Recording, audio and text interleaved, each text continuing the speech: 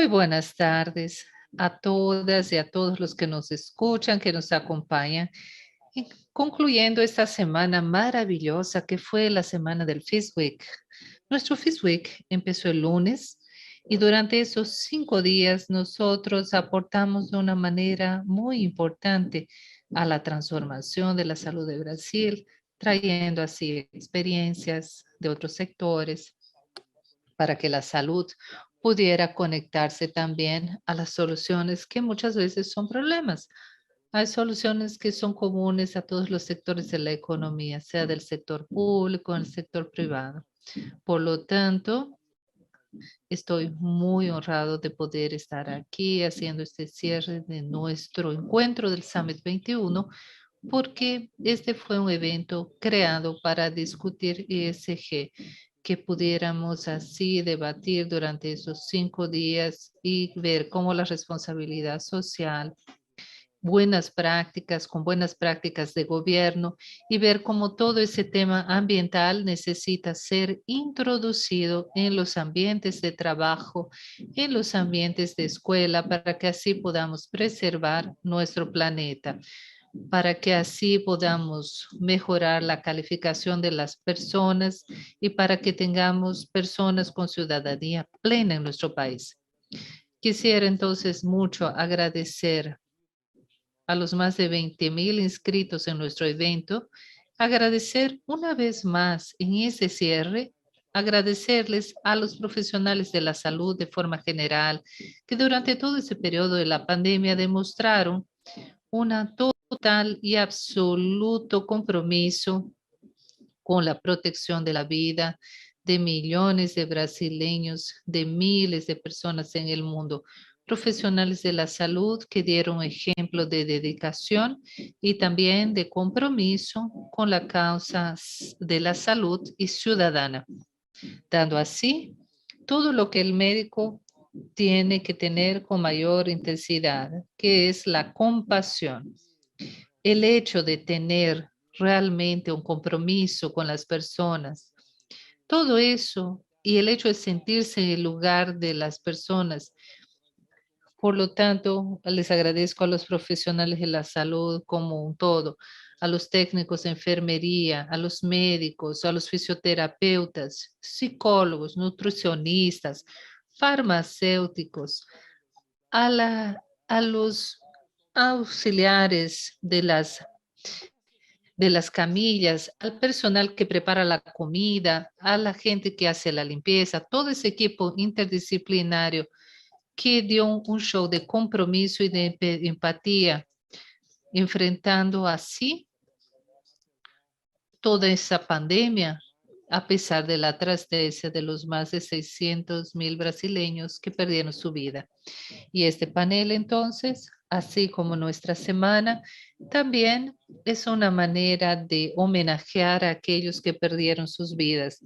Y en respeto a sus familias, estamos aquí todos discutiendo cómo mejorar la salud en nuestro país por medio de las causas que todos tenemos que conducir e incorporar. Y obviamente que el tema es ESG y forma parte de nuestro ARN, es nuestro futuro, nuestro presente de aquí en adelante. Todos nosotros que estamos aquí en este panel, y dentro de poco vamos a hablar, ya tenemos nuestro ADN, tenemos en el ADN la cultura de hacer, de compartir y de preocuparse con una sociedad como un todo. Y ahora lo que estamos intentando hacer por medio de simetría es que nuestro ARN, la proteína del futuro, se construya por medio del ESG. Les agradezco muchísimo a todos y les agradezco a los auspiciadores que permitieron que nuestro Foro de Innovación y Salud ocurriera, una organización sin ánimos de lucro. Entonces, con más de 230 invitados, conferencistas, panelistas durante estos 5 días. Fue muy importante la presencia de todos y la confianza de ustedes en que nuestro evento sería capaz de ser transformador. Y en esta clausura, Agradezco al equipo del FIS que se dedicó de una manera brillante a ofrecer lo que había de mejor en tecnología para que así todos pudieran pudieran recibir un evento de esta calidad que están recibiendo. Gracias a todos ustedes. Y ahora le paso la palabra a estas dos grandes figuras ilustres y las presento a estas dos mujeres magníficas con vidas tan distintas pero con propósitos tan buenos de construir una sociedad mejor.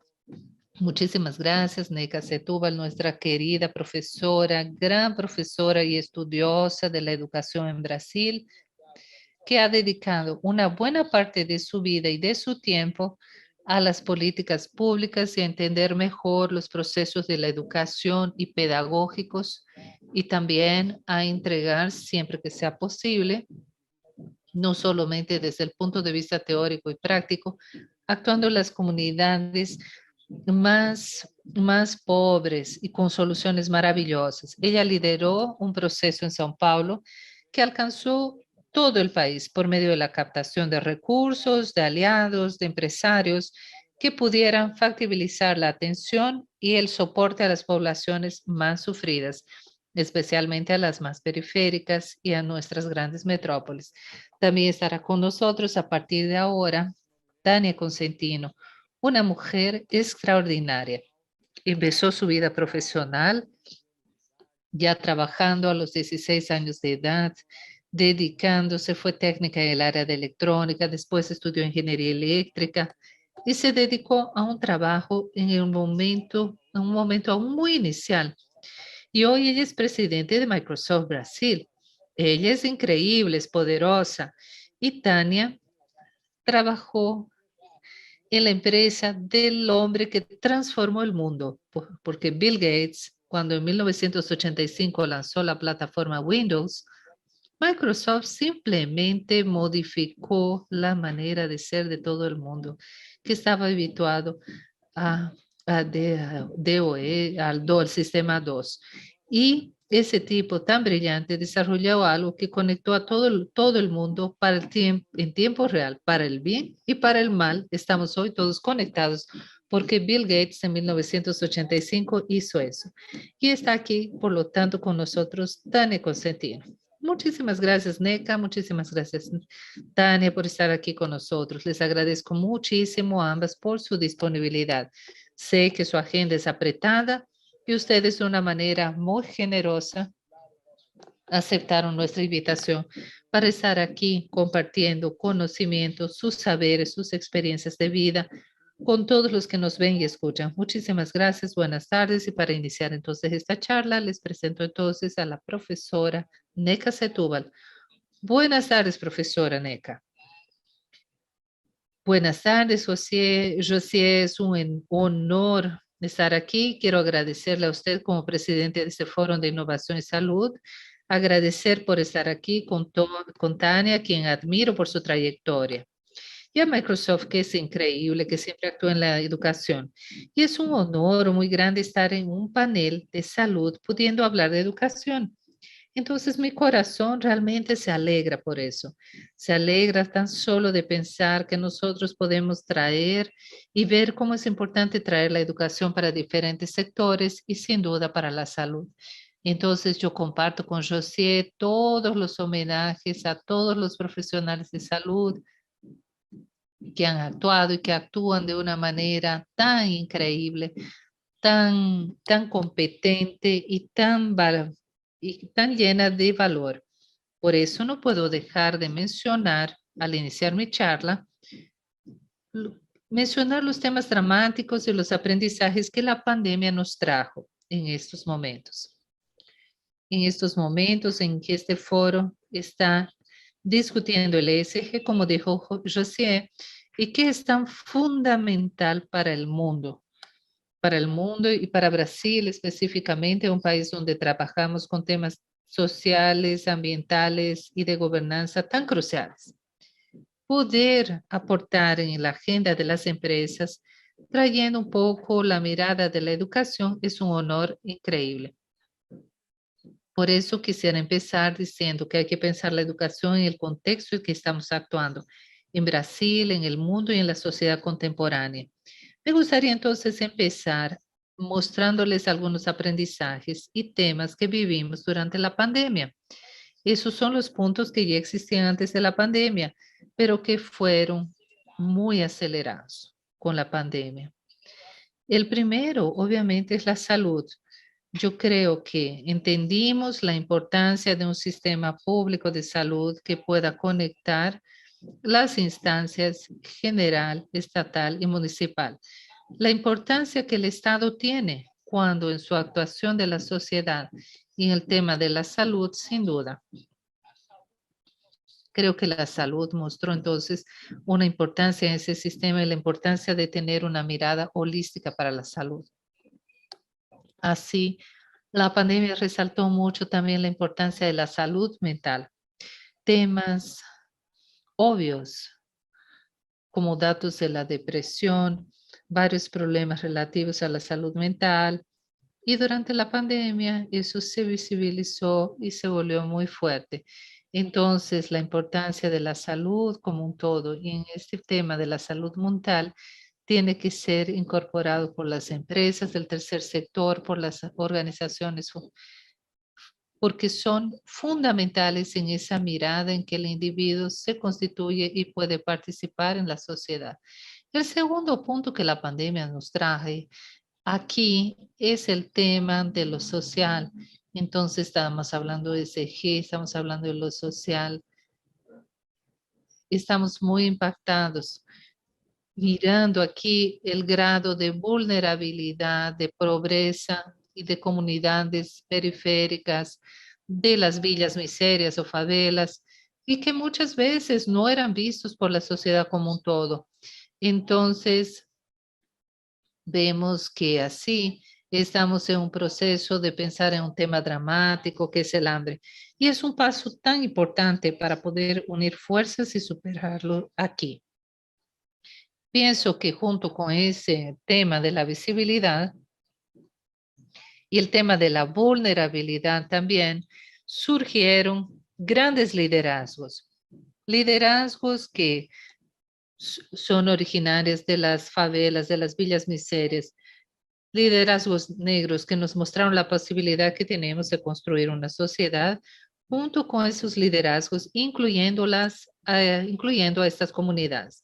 Un tercer aspecto y que tiene mucho que ver con Tania, pero que no puedo dejar de ver, que es el tema de la tecnología y que impactó directamente a todos nosotros y sin duda la educación impactó en la educación, entonces estamos hablando de enseñanza a distancia, de acceso a Internet, una enseñanza que puede ser mucho más plural, mucho más rico, con acceso más grande a Internet. Pero cuando hablamos de Brasil, no podemos pensar qué es la enseñanza híbrida, no podemos discutir eso sin pensar en el acceso a Internet.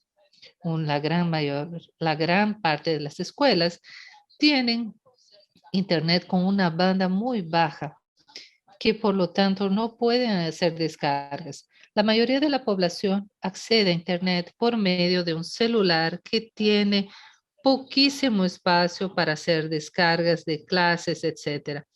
Entonces, pensar en ese tema de las tecnologías es fundamental para las tecnologías, pero es fundamental como un primer paso que es el acceso a una banda ancha y potente que pueda entonces ocuparse de la educación y de las comunidades periféricas. El cuarto aspecto de la pandemia para pensar en la educación dentro de este contexto es la democracia. Estamos pensando en un momento, pasando por un momento con varios cuestionamientos de la democracia, con varios temas, negando la importancia de las instituciones brasileñas, de varios grupos que están desarrollando una política que negarán la importancia de la democracia. Entonces ahí yo creo que nosotros venimos con esa mirada tan grande de que la educación tiene un papel para mostrarles a nuestros jóvenes y entender entonces qué es una democracia y cómo actuar dentro de la democracia de manera que nosotros podamos fortalecerla. Y el último punto que deseo plantear con relación a la pandemia, ¿no? que vimos fue la ciencia y el medio ambiente. Creo que la ciencia fue muy cuestionada durante la pandemia, pero a la vez dio respuestas increíbles como la vacuna y datos mostrando el medio más eficaz para poder superar la pandemia, que es a través de la vacuna y la importancia de una educación que pueda valorar la ciencia, pueda valorar las universidades públicas que actúan junto a diversos institutos de investigación científica hacia la búsqueda de vacunas y también otras investigaciones que también ayudan en estudios para entender la pandemia, la valoración de las ciencias importante y todos los temas relacionados al medio ambiente. Por lo tanto, la importancia de ver la ciencia para poder actuar con el medio ambiente hoy tenemos la COP26, un momento crucial para el planeta, no solo para Brasil, pero para el planeta. Y la ciencia nos brinda muchos insumos para encontrar caminos, para mitigar los cambios climáticos en el cambio. Y Brasil puede contribuir mucho siempre y cuando sepamos ver, valorar la ciencia, la educación y también y que eso sea una contribución para el mundo común todo. ¿Y qué hacer en este panorama? Creo que en un momento hay algo inmediato para hacer con la educación, que es mitigar el retroceso, temas muy graves que sucedieron principalmente, la evasión escolar y principalmente entre los jóvenes. Eso es dramático. Debemos llevar los jóvenes nuevamente al colegio. Muchos abandonaron el colegio porque los jóvenes son en el futuro. Es un rótulo, pero es la realidad. Por lo tanto, mitigar los retrocesos, poder realizar buenos diagnósticos, llevar a los jóvenes de nuevo al colegio, pero un colegio que esté conectado con la sociedad contemporánea, que atraiga al joven y que le muestre al joven que es importante estar en la escuela. Y ahora, ¿qué hacer? Bueno, hay un documento para los que estén interesados que se llama Educación Ya, que es un documento liderado por Todos por la Educación que muestra ejes importantes para pensar en una política de educación para el Brasil. Hoy no voy a entrar detalladamente en eso, tan solo quiero recalcar y los que estén interesados, creo que vale la pena verlo. Es un documento que fue elaborado con universidades, ONGs, empresarios, empresas. Por lo tanto, es un documento que he escuchado a muchas personas y creo que hay cuatro pilares muy importantes de este documento. El primer pilar es que la calidad para pocos no es calidad. Eso es fundamental. Otro punto que sería otro pilar, no hay una solución simple para problemas complejos y la educación es un tema complejo. Ahora, tres, sería cambios significativos dependen de las personas y ahí la importancia de poder valorar a las personas, capacitar a las personas, tener una educación de calidad para formar personas competentes, cualificadas y que puedan interactuar en la sociedad de hoy. Y el último pilar es que Brasil tiene que aprender con el Brasil. Tenemos que ver nuestras buenas prácticas y experiencias y aprender de ellas. Aquí quiero contribuir con nuestra conversación y mencionar Paulo Freire, un educador brasileño conocido por todo el mundo y estamos festejando su centenario. Aquí una citación breve de él y él dice lo siguiente: una de las bellezas de la forma de estar en el mundo y con el mundo como seres históricos es la capacidad de poder intervenir en el mundo y conocer al mundo. Nuestro conocimiento tiene una historia y al producirse El nuevo, eso supera lo antiguo y se dispone a ser superado por otro mañana.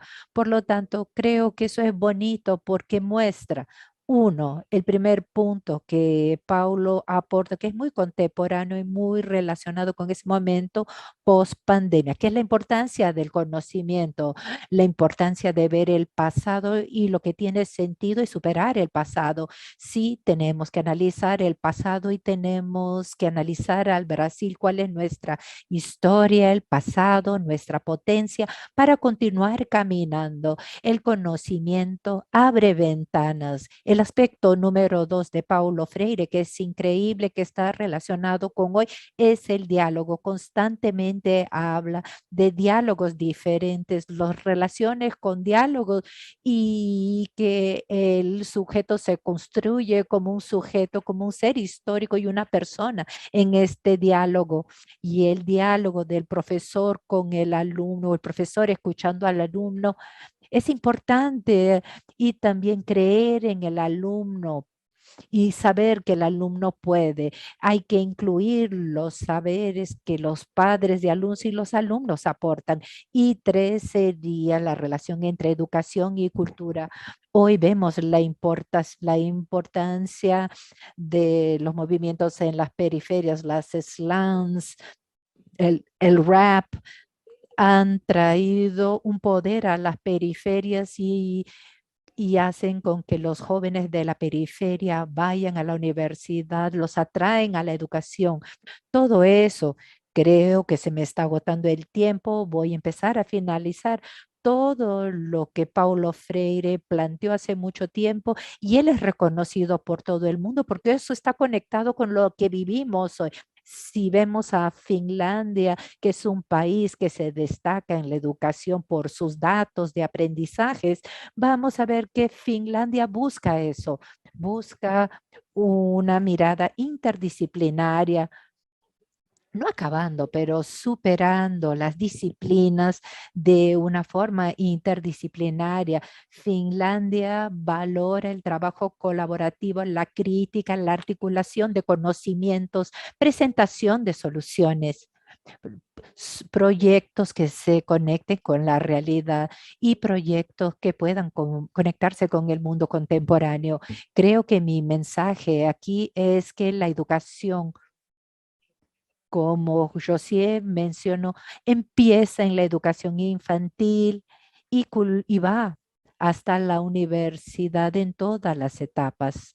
Y todas las etapas son importantes y todas las etapas tienen que ser valoradas.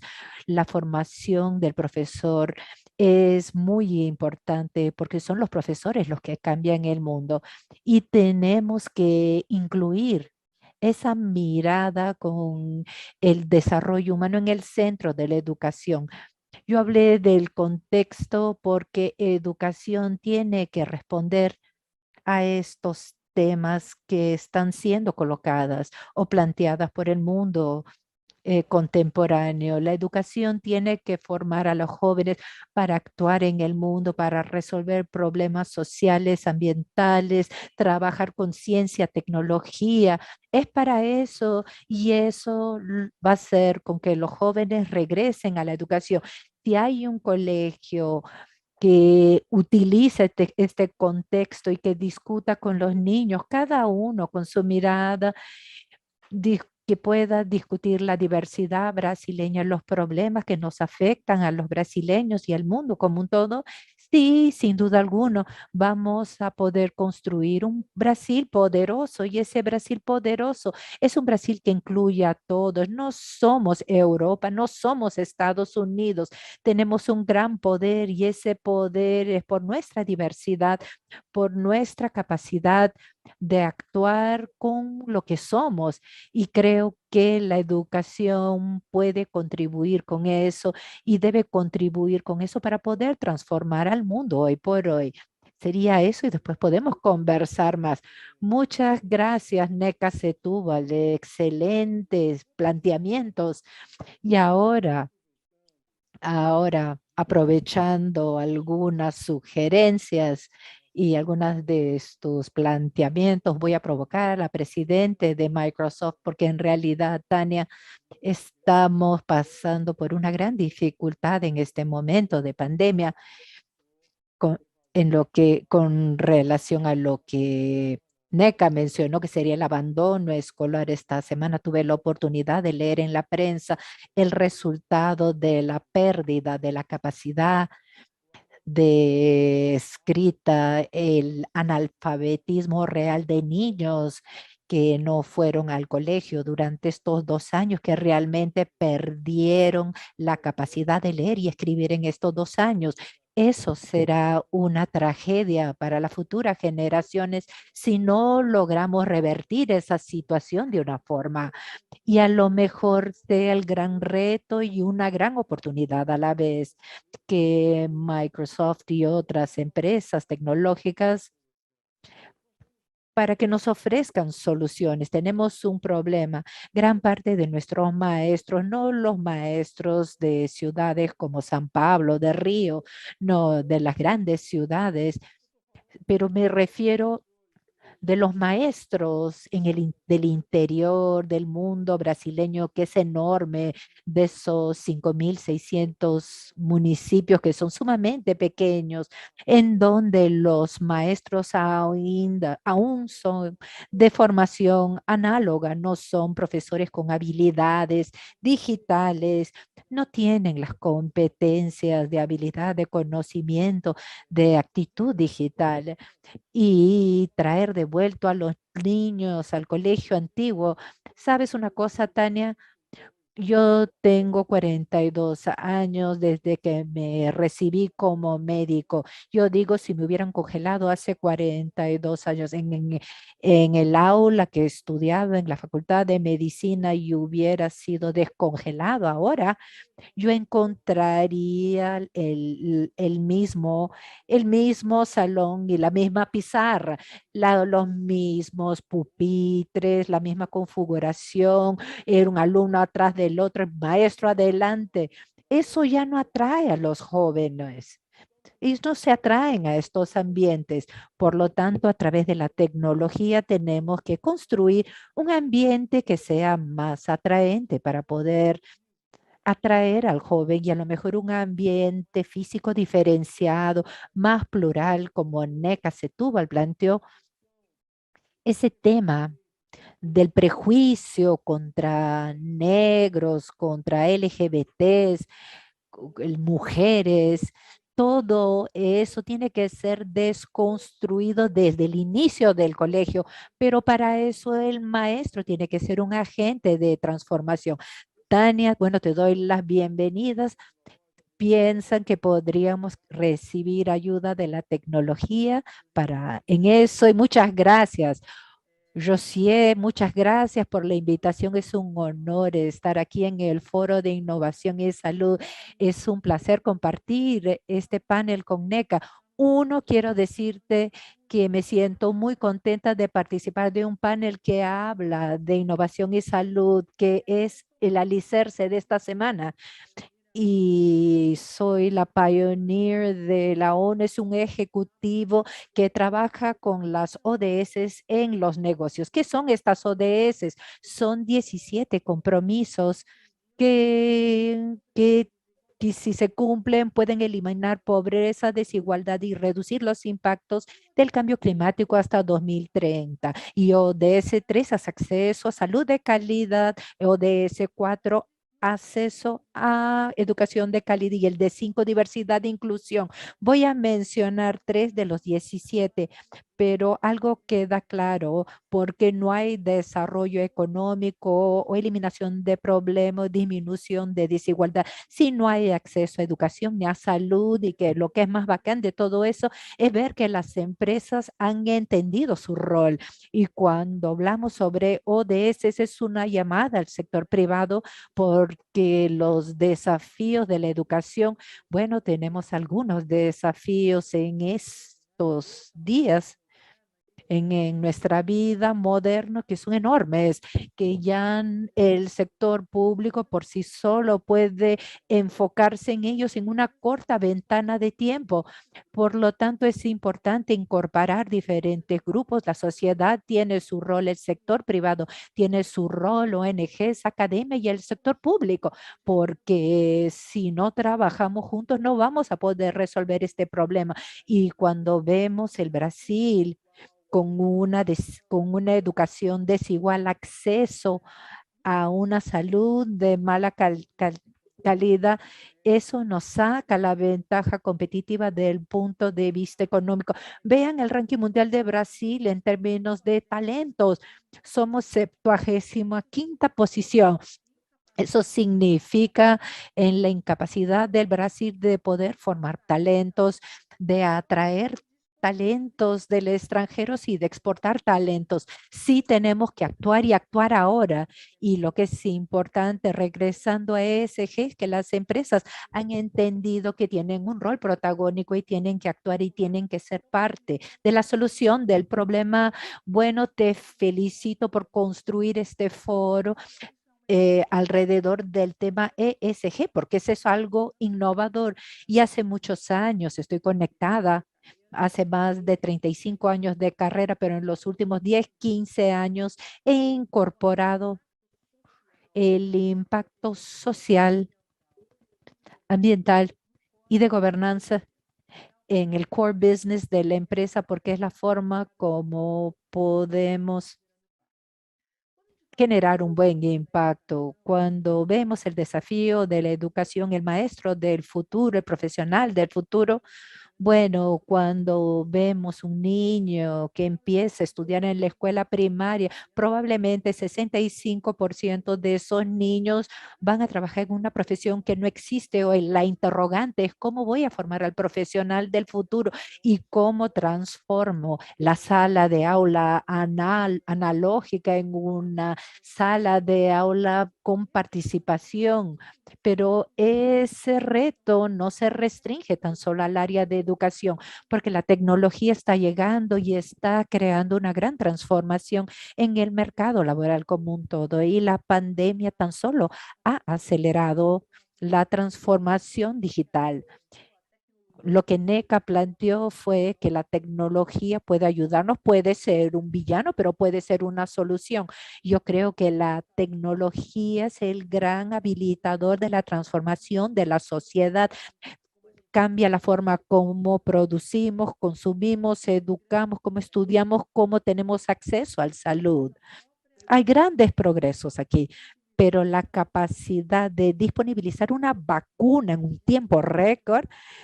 ¿Se acuerdan que a principio decíamos que íbamos a demorarnos 5 años para recibir una vacuna testeada, probada, reproducida? Y eso lo hicimos en un año. Globalmente, un año después del inicio de la pandemia, teníamos una vacuna disponible.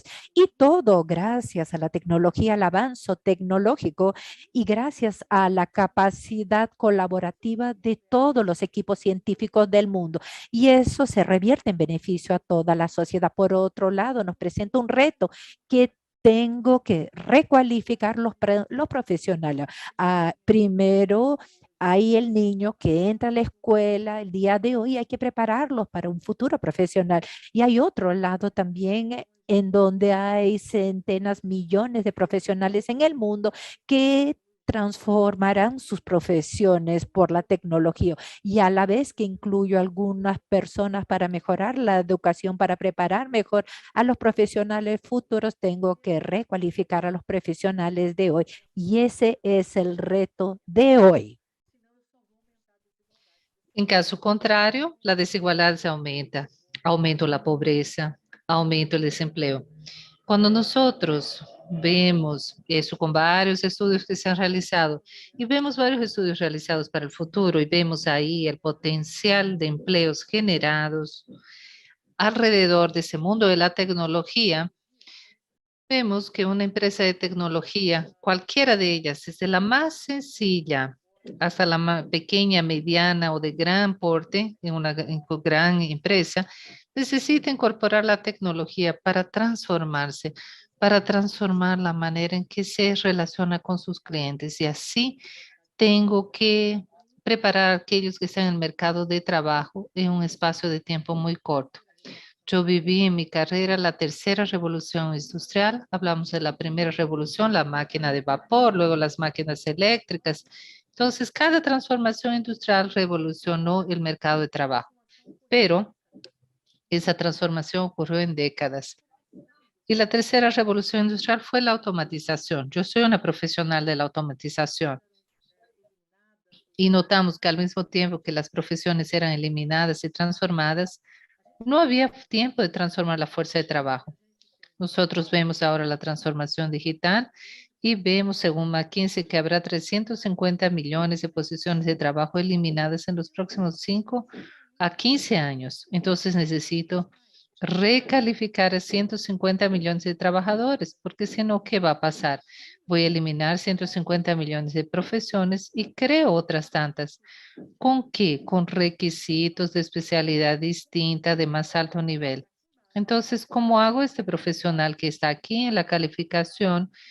Tiene un intervalo muy corto aquí arriba. O sea, si no es capaz de hacer eso, yo aumento la desigualdad social. Bien, esa es una llamada que es un call for action. Me gusta decirlo en inglés. Es un call for action en la acción porque muestra que hay un problema. Tenemos un problema porque necesitamos ver mejor a nuestros jóvenes para asegurar que tengamos profesionales calificados para competir en el mercado de trabajo y para competir en escala global. Sean productivos, de crecimiento, ese es el desafío. Y necesito clasificar una fuerza de trabajo gigantesca en un espacio de tiempo muy corto. Ahí entra la empresa de tecnología responsable por la transformación, pero también responsable por la recalificación de los profesionales que Microsoft creó con profesionales importantes, porque aquí vemos cuál es nuestro papel como empresa para transformar esa mano de obra y cómo ayuda a la tecnología a acelerar la transformación del conocimiento. Ese es el gran reto y lo que estamos haciendo entonces, acelerándonos desde el inicio de la pandemia. Estamos mejorando nuestras herramientas seleccionadas de diversidad e inclusión y trabajamos con el concepto de diseño inclusivo. Y aquí me refiero a las personas con discapacidad y tenemos aquí traducción con lenguaje de señales. El gran desafío es que yo diseño el producto para pocos y yo atiendo a todos. Entonces ahí nosotros trabajamos en la inclusión de la persona con discapacidad auditiva, visual, con autismo, con dislexia, creando así herramientas para que esas personas puedan tener su capacidad de aprendizaje acelerada, pero que también puedan aportar en el mercado de trabajo. Ese es el papel de la tecnología. Estamos creando herramientas para salir de lo digital, de lo analógico. Hay mucha preparación, hay mucha burocracia, mucha papelada y todo tiene que ser hecho por el profesor. Y ocupa el tiempo en que él podría estar perfeccionándose o que él podría estar creando actividades que sean buenas para sus alumnos. Entonces, ¿cómo la tecnología puede absorber esa parte de preparación de clases, de organización, esa parte más burocrática, para así habilitar al profesor para ir a un área o crear su programa y aplicar su programa de una manera que pueda hacer que los alumnos se comprometan? Hoy también hablamos de personalización. La tecnología nos permite eso. Es una tecnología basada en datos. Y cuando hablamos de esto, no es solamente el e-commerce, no solamente los medios sociales. Y ahí vamos a presentar una plataforma con los productos que a la persona más le gusta. Pero también eso puede ayudar al alumno a aprender lo que más le gusta, puede ayudarle al profesor a construir mejor sus plataformas y puede ayudar en la personalización para poder atender las necesidades de aquel alumno. En el caso de la tecnología, habrá una infinidad de cosas ya disponibles. Entonces, un primer desafío ya está superado. La tecnología está aquí, está disponible, trae beneficios y trae transformaciones. Esas transformaciones traen riesgos. Entonces, como nosotros, el sector público y privado y ONGs y academias, vamos a reunirnos entonces para superar esos desafíos. ¿Cómo lo vamos a hacer? Ese es el gran punto y es ahí que nosotros tenemos innumerables programas que quiero compartirles y traerles para mostrarles que debemos partir hacia la acción. NECA habló sobre la Copa de Glasgow, sobre la COP de Glasgow. Tiene que dejar de ser la COP del bla, bla, bla y realmente ser algo de lo que resulte en cosas concretas. Necesitamos partir hacia la acción porque no tenemos tiempo. La transformación está ocurriendo hoy. Brasil está quedándose hacia atrás y si Brasil no adapta tecnologías, adopta las tecnologías disponibles, se quedará rezagado comparado con otros países. Y yo no voy a lograr adoptar tecnología si no tengo profesionales adecuados, calificados. Excelente, Tania, excelente, de verdad. Es una visión general muy buena sobre cómo la tecnología puede ayudar a reducir ese gap que hoy existe. Nuestra NECA Setúbal nos habló de algo muy importante que es justamente en el documento construido por la educación ya y que dice que no hay soluciones sencillas para problemas complejos, ¿cierto? Y en realidad, yo creo que es así. La educación, por ejemplo, es un problema complejo. Es algo que estamos viviendo, especialmente aquí en Brasil, que es un país muy grande, muy asimétrico, muy desigual. Y aquí yo me quedo pensando, ¿cómo podríamos nosotros empoderar a las escuelas, a los profesores, para que así ellos pudieran ser esos agentes, agentes de transformación que tanto necesitamos?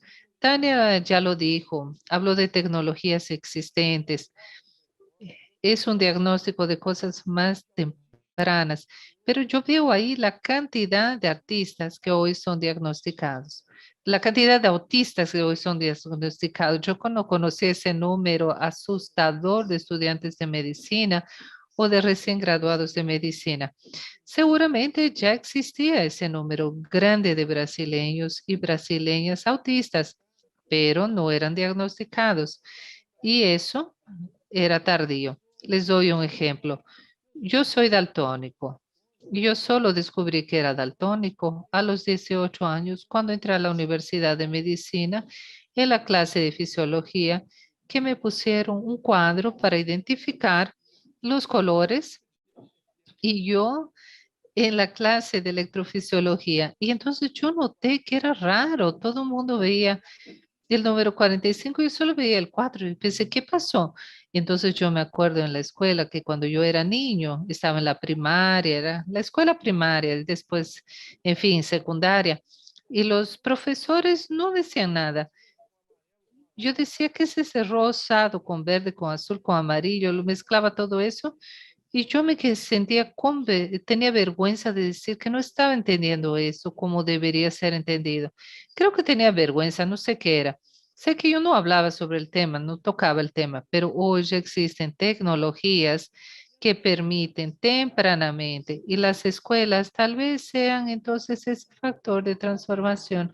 Yo estaba conversando con NECA, entonces antes de que iniciáramos aquí públicamente, estaba comenzando con ella y le decía que yo soy fanático de Cristóbal Buarque, que defiende la educación de una forma muy intensa. Él escribía artículos en el Globo y en otros periódicos de todo el país y él siempre defendió la federalización de la escuela fundamental. Pero no era la federalización para la unidad federativa o para que ser un gestor de la escuela, sino para tener una escuela que fuera un estándar parecido. Incluso conversaba con NECA antes de iniciar aquí y le decía que yo me imagino que el sistema financiero da premios, da premios a sus empleados, a sus ejecutivos, por el desempeño que tiene, por los resultados que tiene, por los resultados que logra ejecutar según el plan de metas que hemos establecido dentro de las unidades financieras de forma general. Y la mayoría de los jóvenes que están allí en las mesas de las operaciones corren a buscando resultados para recibir los bonos. Y yo tenía la impresión y defendía mucho la tesis de que nosotros deberíamos premiar el desempeño. Entonces, recientemente yo estaba viendo a NECA un programa de televisión hablando sobre eso y diciendo, si usted da premio a las escuelas, usted va a segregar aún más, va a apartar aún más, va a distanciar aún más a las buenas escuelas y a los buenos profesores del resto que no se le logra alcanzar metas. Entonces yo reflexioné. Entonces ese es el sector financiero de la agencia del Banco Itaú, que está en la Avenida Paulista, o una agencia que está en la ciudad donde yo nací, en Río Grande do Norte, o la agencia Itaú, allá lejos, en Parado. Yo trabajé muchas veces como estudiante, o en la Universidad Federal Fluminense, de donde yo estudié. Imagínense dónde estamos. En la Avenida Paulista o el interior tienen volúmenes diferentes, dimensiones diferentes. Y la estructura básica es la misma para sus empleados en la plenitud. No podemos decir lo mismo en las escuelas públicas y privadas. Entonces, ¿ustedes creen que si nosotros fuéramos isonómicos en la base tecnológica única para todas las escuelas y permitir que el profesor tenga acceso a esas tecnologías modernas y los alumnos tuvieran las tecnologías modernas? Habría entonces una competencia de calidad para ver quién se desempeñaba mejor en sus atributos y poder premiarlo a partir de una base fundamental de ofertas, de calificaciones para los docentes dentro de ese proyecto de reentrenar y de recapacitar a los profesores para ese mundo en el cual estamos viviendo, como Tania Consentino acabó de sugerir. ¿Qué crees, Neca? ¿Qué piensas, Tania? ¿Cómo debemos producir desde el punto de vista práctico? ¿Cómo debemos conducir ese cambio en las escuelas y en los profesores de todo Brasil? Bueno, veamos, vamos a intentar ser breves en este tema que es extenso, pero hay varios puntos que tú mencionaste. El primero de ellos, y que creo que es lo que Tania, algo que Tania ya mencionó mucho y que la pandemia nos trajo esa posibilidad de que los profesores que tradicionalmente eran analógicos tuvieron que aprender a usar la tecnología.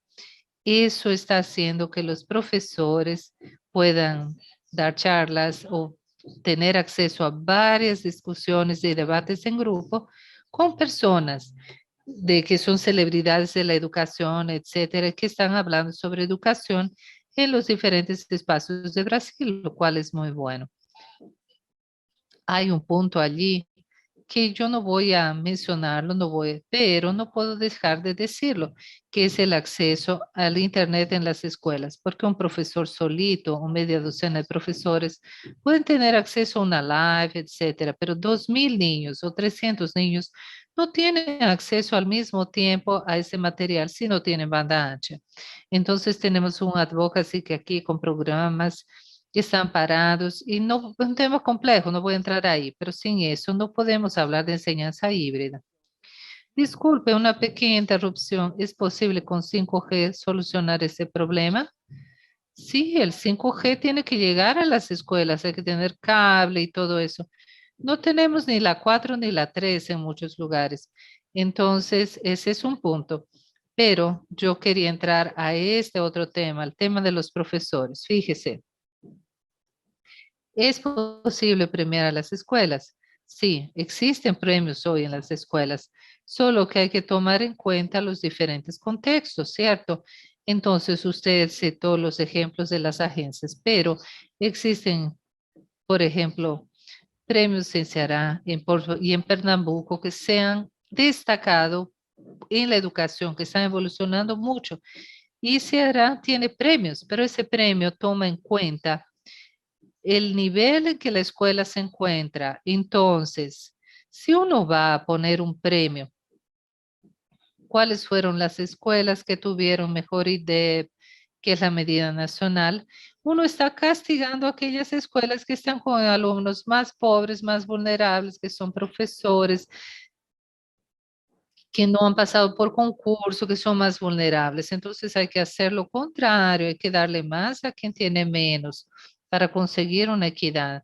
Entonces no deberíamos, como en Finlandia y en varios otros lugares, los profesores van a trabajar con los alumnos con mayor vulnerabilidad. Aquí es lo opuesto, aquí hay que invertir esa lógica y hacer proyectos que sean más sólidos con las escuelas que están con mayor discapacidad y no castigarlas, porque si no se estará castigando una vez más a las escuelas. Se va a caer entonces en simplemente una trampa, porque se quiere mejorar a los mejores alumnos y dejar a los peores en el mismo lugar, pero aumentará con eso el promedio. Entonces los alumnos más pobres siguen sin salir del lugar. ¿Qué es lo que ocurre cuando estamos haciendo simplemente trabajando en promedios? Entonces, premiar es bueno, pero el premio tiene que tener varios matices y hay que entender si se va a premiar a la escuela que logró avanzar a partir de su punto de partida, que es justamente el gran debate en las escuelas, en la sociedad como un todo, en el tema de la meritocracia. No se pueden comparar puntos de partida muy diferenciados. Entonces, ese es un punto fundamental y sí es posible hacer grandes diferencias. Y por último, solo para concluir, pues sí, todas las escuelas deberían tener condiciones básicas de aprendizaje y de equipos. Se está hablando aquí de equipos tecnológicos. Hay que traer la realidad, mirar hacia Brasil, pero más de la mitad de las escuelas no tienen bibliotecas, no tienen canchas deportivas, no tienen muchas cosas. Entonces es así. Me parece increíble la tecnología. Yo no quiero decir que no. Tenemos que tener a los profesores de escuelas más distantes de la Amazonía, están conectados. Entonces tenemos una gran riqueza y posibilidad de actuar, especialmente la formación de profesores.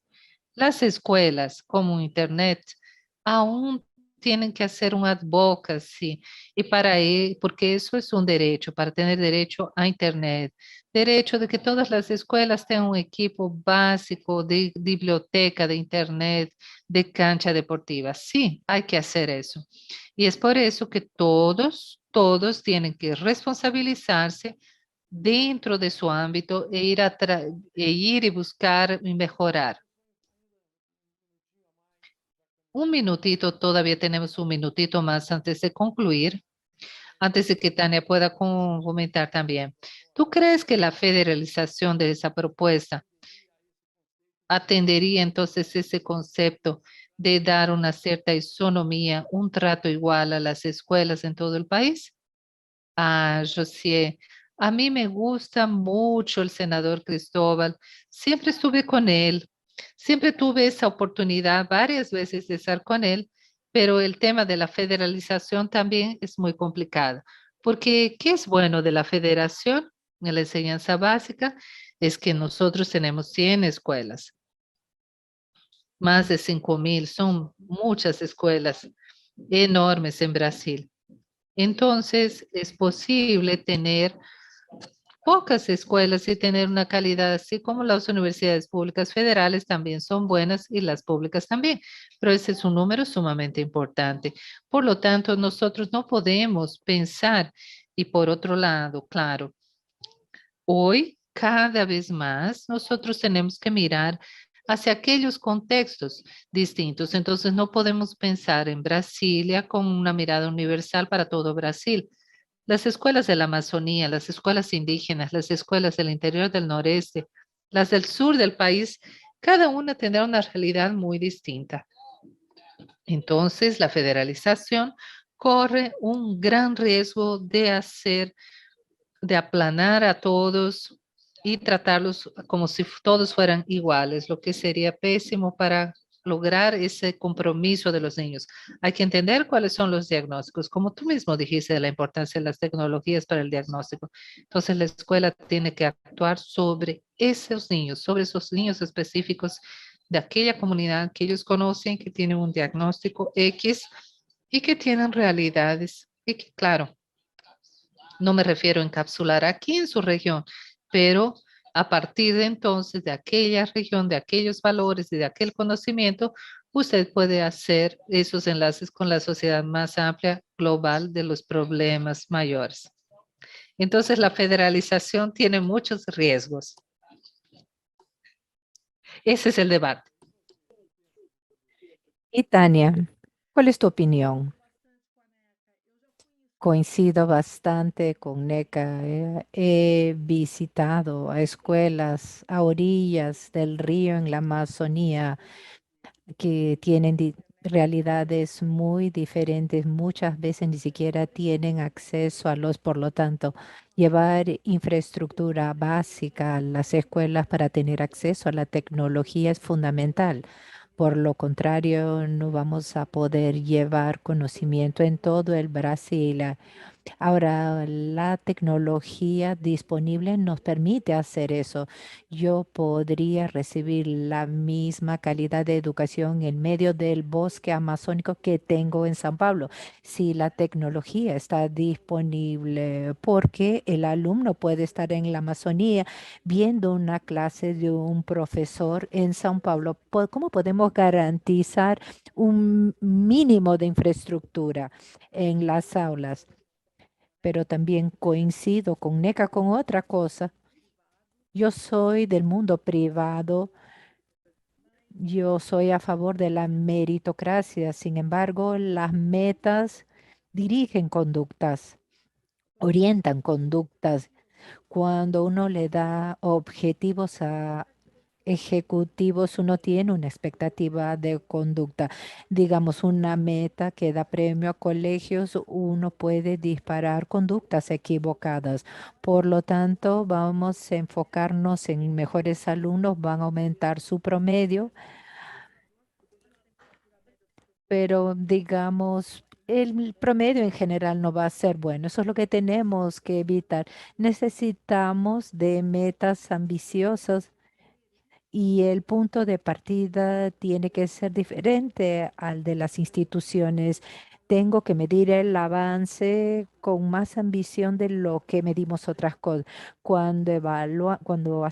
Evaluamos el avance de la educación en Brasil, claro, está mejorando, pero a una velocidad que no es compatible con la necesidad de la sociedad, país o de la economía. Tenemos que acelerar eso. Claro, la meta tiene que ser ambiciosa y tengo que dar recursos para lograrla, pero los puntos de partida aquí son diferentes. Bueno, ya estamos llegando al final de nuestro encuentro. Quiero que comentaran un punto.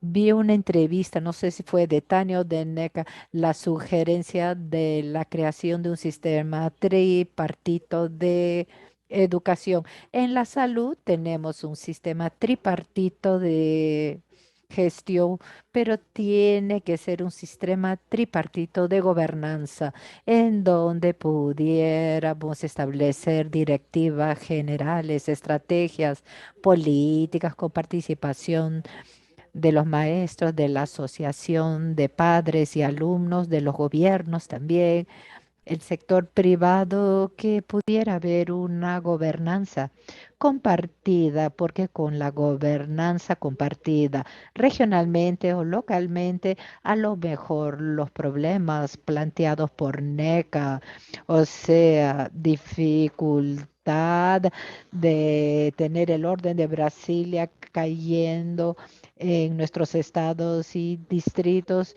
podría ser mejorado porque podemos trabajar con padres de alumnos y hay mucho para contribuir aquí porque tenemos que preparar a los jóvenes para el futuro, que es incierto, es desconocido.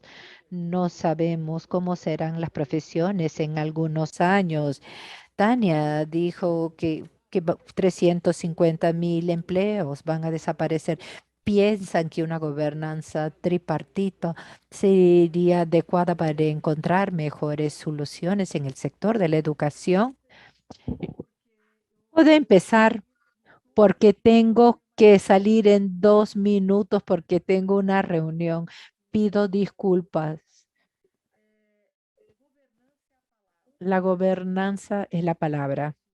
Y cuando queremos resolver algunos temas, es importante que tengamos la gobernanza correcta para que los resultados esperados lleguen. Y número dos, los desafíos son demasiado grandes y tienen que ser enfocados por un grupo más amplio. De nada sirve delegarlo al sector público o al gobierno para resolver el problema de la educación. Lo va a resolver a la velocidad que lo resuelve hoy, que está lejos de atender las necesidades, pero cuando uno une diferentes grupos, uno le muestra la realidad y uno usa el compromiso de la sociedad. Y ahí sí uno puede acelerar la transformación. Lo que necesitamos es una aceleración de la transformación. La transformación de la educación tiene que ser más rápido y a través de grupos. Y con un grupo aislado no será posible. Si es tripartito, cuadripartito, bueno, lo que sí necesitamos es una participación activa de la sociedad, de las comunidades, de las ONGs, del sector público y sector privado si queremos resolver los problemas del país. Pido mil disculpas, pero aprovecho para despedirme, pero tengo que conectarme con un cliente. Ha sido un placer estar contigo y con NECA. Y nos vemos brevemente. Muchas gracias. Mira, eres espectacular. Hasta la próxima vez. Mira, has creado un problema. Me voy a pegar a ti, no sabes. Ya no te voy a dejar sola. NECA, voy muy rápidamente. Creo que ya pasamos del tiempo y coincido completamente con Tania. No voy a repetir. Es tripartito, es más que eso, es traer a toda la sociedad, los diferentes sectores, la sociedad civil, no solo el gobierno federal, que es importante para un país como Brasil, que muchos estados dependen del gobierno. Las directrices son importantes en términos educativos que no hemos tenido por mucho tiempo. Los estados y municipios también, la sociedad civil con sus diferentes sectores y los empresarios y empresas, y una advertencia que es importante. Es verdad, el gobierno es lento, por eso traer a toda la sociedad es fundamental, pero tenemos que salir del discurso de bla, bla, bla, de la educación y realmente ir a la acción. A los políticos les encanta hablar de la educación cuando tienen que construir. No es educación, es construcción, porque eso da visibilidad. La educación, formación de maestros que planteamos aquí no es visible. Sin embargo, la sociedad tiene que cumplir su rol de exigir, de ejercer presión, y sí necesitamos de una educación para un mundo que cada vez más valora el conocimiento. Los 300 millones de trabajos que van a desaparecer serán sustituidos por otros trabajos de alta capacitación tecnológico, y eso no lo tenemos en el Brasil y hemos retrocedido en los últimos años. Este es un tema muy serio. Ciertamente la educación no será el tema principal de las educaciones porque la economía y la salud están en una merma, pero la sociedad tiene que ejercer presión y mostrar que nada va a resolver si no tenemos salud de educación junto a la economía. Neca Setúbal, eres maravillosa. Muchas gracias por tu participación, tu aporte ha sido fantástico. Qué bueno escucharte compartir tu visión de mundo. Mira, yo admiro tu labor. Sé qué haces con la comunidad en la periferia durante la pandemia y llamaste a mi amigo Paulo Chapi Chapi para coordinar los trabajos. Todo eso muestra cuán responsable eres en el tema social. Muchas gracias, mantente bien, mucha paz y nos vemos en el próximo encuentro. Muchas gracias, Neca.